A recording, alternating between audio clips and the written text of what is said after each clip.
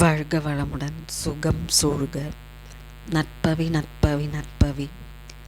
இறைவனோடு இணைந்திருப்போம்.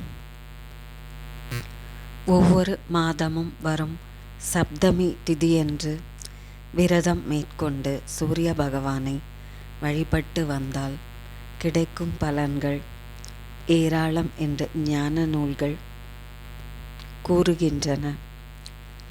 சிவபெருமானின் வலது கண் சூரியனாக கருதப்படுகிறது. அந்த கண்ணிலிருந்து வெளிப்படும் ஞான சக்தியாகிய அருள் ஒளி ஒரு சப்தமி திதியில் வெளிப்பட்டதாகவும் அது மிகுந்த வெப்பமுடன் இருந்ததால் உலக நன்மைக்காக அந்த கதிர்களை தேவ சிற்பியான விஸ்வகர்மா பட்டை தீட்டி குறைத்தார் என்றும் அந்த நிகழ்வு நடந்தது ஒரு சப்தமி திதி என்றும் சாஸ்திரம் கூறுகிறது. அந்த சப்தமி திதியில் விரதம் மேற்கொண்டு சிவபெருமானையும் சூரியனையும் வழிபட நவகிரகங்கள் ஏற்படுத்தும் துன்பங்கள் அனைத்தும் நீங்கும், சகல சௌபாகியங்களும் பெற்று பெருவாழ்வு வாழலாம் என்று புராணம் கூறுகிறது. ஒவ்வொரு மாதமும் வளர்பிறை சப்தமி திதியன்று விரதம் மேற்கொள்வதால் கிடைக்கும் நற்பலன்கள். தை மாதம் வளர்பிறை சப்தமி திதியன்று விரதம் இருந்து சூரிய பகவானை வழிபட்டு வருவதால் அறம் பொருள் இன்பம் ஆகிய மூன்றினையும் பெற்று இறுதியில் சொர்க்கமும் பெறலாம் என்கிறது புராணங்கள். வேத விற்பன்னர்களுக்கு அன்னதானம், தட்சணை அளித்தல் ஆகியவை 4 விதமான பேறுகளையும் நமக்கு பெற்றுத்தரும்.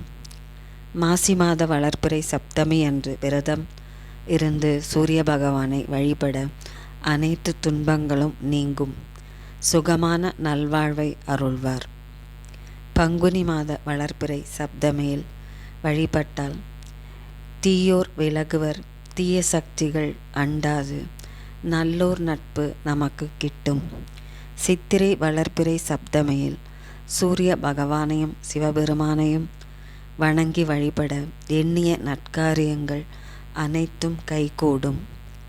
வைகாசி வளர்பிறை சப்தமி விரதம் இருப்பவர்கள் முகத்தில் பொலிவு கூடும், பெண்கள் லக்ஷ்மி கடாட்சத்துடன் திகழ்வார்கள்.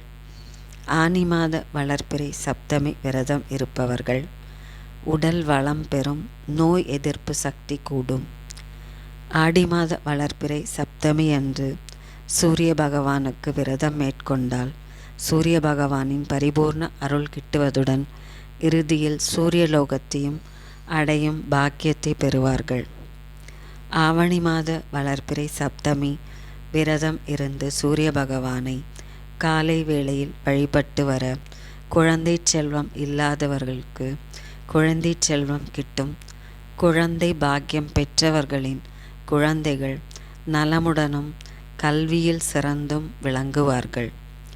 புரட்டாசி வளர்பிறை சப்தமி திதியில் சூரிய பகவான் விரதம் மேற்கொண்டால் செல்வ வளம் பொங்கி பெருகும், விரும்பிய பொருட்களை வாங்கும் யோகம் கிட்டும்.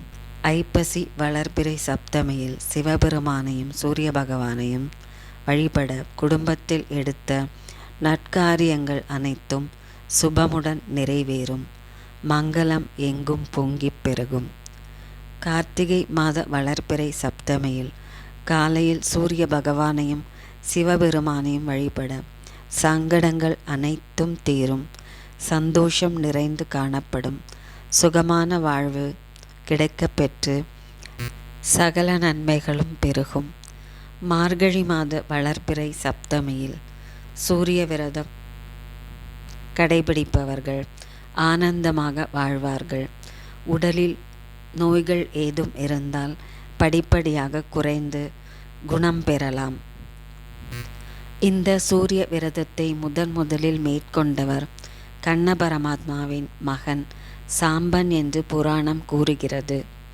அழகான சாம்பன் துர்வாச முனிவரின் தோற்றத்தை பார்த்து அவமதித்ததால் முனிவரின் சாபத்திற்கு ஆளாகி தொழுநோயால் பீடிக்கப்பட்டு துன்பப்பட்டான்.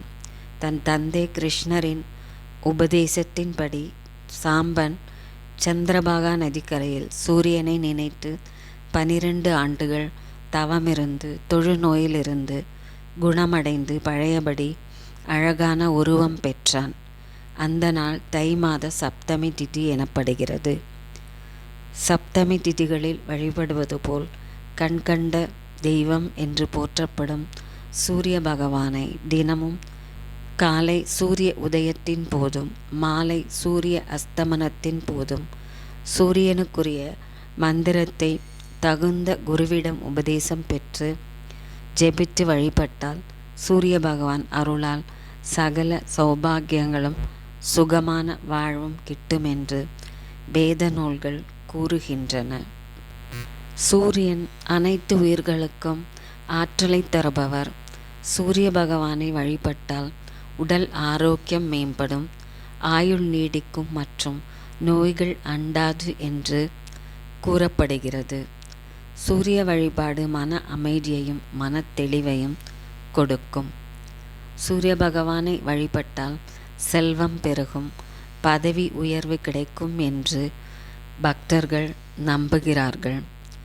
சூரிய வழிபாடு குடும்பத்தில் மகிழ்ச்சியையும் ஒற்றுமையையும் அதிகரிக்கும். சூரிய பகவானை வழிபட்டால் ஞானம் பெருகும், அறிவு கூர்மையடையும். ஆவணி மாத ஞாயிற்றுக்கிழமைகளில் சூரியனுக்கு சர்க்கரை பொங்கல் வைத்து வழிபட்டால் கண் நோய்கள் நீங்கும் என்று கூறப்படுகிறது. சூரிய பகவானை தினம்தோறும் வழிபட்டு வருவதால் நினைத்த நற்காரியங்கள் அனைத்தும் கைகூடும் என்று நம்பப்படுகிறது. சூரிய பகவானை தினம்தோறும் வழிபாடு செய்து வருவதால் துன்பங்கள் நீங்கி வாழ்வில் மகிழ்ச்சி பெருகும். தினமும் அதிகாலையில் எழுந்து நீராடி சூரிய உதயத்தின் போது சூரியனை வணங்க வேண்டும். சூரிய காயத்ரி மந்திரம் அல்லது ஆதித்ய ஹிருதய ஸ்தோத்திரம் போன்ற மந்திரங்களை சொல்லி சூரிய பகவானை வழிபடலாம். சிவப்பு நிற மலர்கள், செந்தாமரை போன்றவற்றை சூரியனுக்கு அர்ப்பணிக்கலாம். கோதுமை, சர்க்கரை பொங்கல் போன்றவற்றை சூரியனுக்கு நிவேதனமாக படைத்து வழிபடலாம். பசுவிற்கு உணவளிக்கலாம். ஆலயங்களுக்கு சென்று சூரிய பகவானை தரிசனம் செய்யலாம். ராஜகிரகம் என்று அழைக்கப்படும் சூரிய பகவானை நாம் நாளும் நமஸ்கரித்து வழிபட்டால் நம்முடைய நல் எண்ணங்கள் அனைத்தும் நிறைவேறும், அரசாளும் யோகம் வரும், ஆரோக்கியமும் சீராகும். ஆவணி மாதத்தில் சூரிய பலம் அதிகமாக இருப்பதால் 30 நாட்களிலும் அதிகாலையில் சூரிய கவசம் பாடி சூரியனை வழிபட்டால் துன்பங்கள் அனைத்தும் நீங்கும், சோர்வில்லாத வாழ்வு அமையும், புகழ் பெருகும். கதிரவன் வழிபாட்டால் அற்புதமான வாழ்க்கை அமையும். ஒளிமயமான வாழ்வு அமைய விரும்புபவர்கள் சொல்ல வேண்டிய சூரிய பகவானின் மந்திரம்: காசினி இருளை நீக்கி கதிரொளியாகி எங்கும் பூசனை உலகோர் போற்ற புசிப்பொடு சுகத்தை நல்க வாசி ஏழுடைய தேரின் மேல் மகாகிரி வலமாகி வந்த தேசிகா எனை ரட்சிப்பாய் செங்கதிரவனை போற்றி போற்றி.